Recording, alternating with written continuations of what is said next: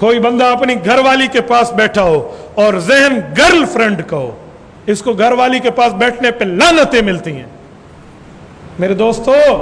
اور اگر گھر والی کے پاس اللہ کی نیت سے بیٹھا ہو، دین کی وجہ سے بیٹھا ہو، اس پر بھی سرامتیں ملتی ہیں، اس کی نیکیاں ہیں. اور کچھ لوگ بنتے سورتے ہیں اسی وجہ سے کہ لوگ مجھے دیکھیں. کوئی خواتین، کوئی بچیاں یا کوئی بچے، سنو میں حدیث پاک پڑھ رہا ہوں. سیدنا حسن بصری رضی اللہ عنہ سے مرفوعاً موصولاً روایت ہے، وہ کہتے ہیں بلغنی ان رسول اللہ صلی اللہ علیہ وسلم قال، امام بہقی نے شعب الایمان میں لکھا ہے، فرمایا ہمیں یہ روایت پہنچی کہ اللہ کے رسول نے اعلان فرمایا لعن اللہ الناظر والمنظور الیہ، کا جو غیر محرم کے لیے بنتا سورتا ہے، دیکھنے والے کو بھی لعنت، دکھوانے والے کو بھی لعنت.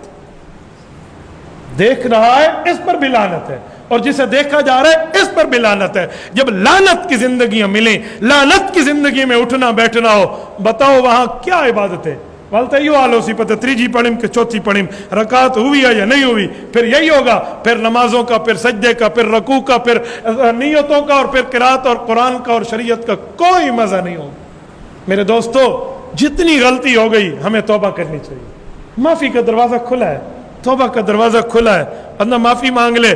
اور آخری جملہ، بد نظری قرضہ ہے، قرضہ یہ ٹینس کی بال ہے، یوں تھرو کرے تو واپس آتی ہے. اپنی بہن کو محفوظ رکھنا چاہتے ہو لوگوں کی نظروں سے، دوسرے کی بہنوں کو بد نظری سے محفوظ کر دو. اپنی بیوی کو بد نظری سے محفوظ رکھنا چاہتے ہو، کوئی نہ دیکھے، دوسریوں کی بیویوں پر نظریں چھوڑ دیں. اپنی ماں کو بد نظری سے بچانا چاہتے ہو، دوسرے کی ماؤں کو دیکھنا چھوڑ دو. اپنی بیٹی کو پاک دامن دیکھنا چاہتے ہیں، دوسرے کی بیٹیوں کو پاک دامن بنا لیں. آج میں یہ کام کروں گا تو پھر کیا ہوگا؟ ایک منافق اللہ کے رسول کے پاس ہے، کہا میں ایمان تو لاتا ہوں لیکن مجھے زنا کی اجازت دے دے. کہا بیٹا پھر زنا کرنا ہے تو ماں سے کر.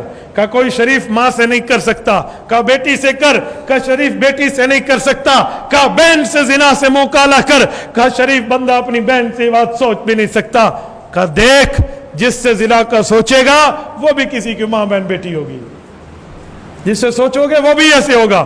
اور معاشرہ پرامن بن سکتا ہے، پاکیزہ بن سکتا ہے اگر میں اپنی آنکھ کا چور دروازہ بند کر دوں.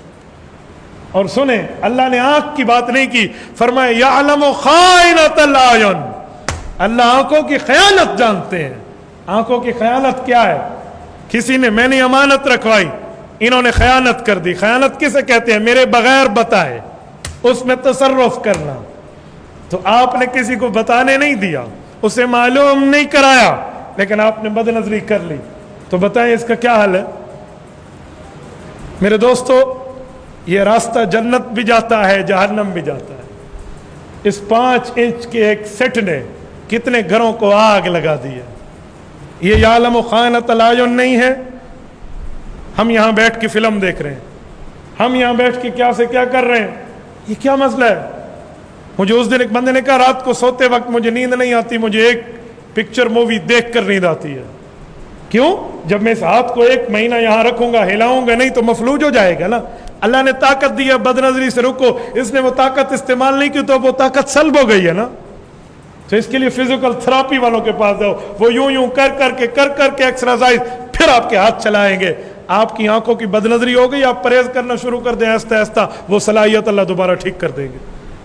میرے دوستو، اس سے دینی کام بھی ہو سکتا ہے، اس سے دنیاوی کام بھی ہو سکتا ہے، اس سے قبر جنت کا باغ بھی بن سکتی ہے، اس سے قبر جہنم کا گڑھا بھی بن سکتی ہے.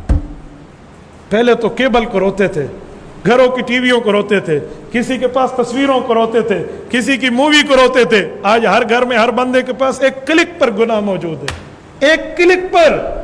سنو، بلا ان نسوی بنانا، اللہ فرماتے ہیں میں فنگر پرنٹ واپس کروں گا قیامت میں. بنانا کہتے ہیں پورے کو، ڈوڈنا، پورا، اس پورے پر فنگر پرنٹس ہیں.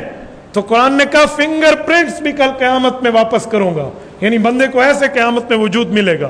فنگر پرنٹس کا مطلب کیا؟ مطلب میں نے یہاں کلک کیا نا، فنگر پرنٹس پہ. آج کل تو آئی پرنٹ پہ یوں موبائل کھل جاتا ہے، یہ میرے دیکھنے پہ موبائل کھل گیا، اس میں آئی لاک ہے، آنکھوں والا.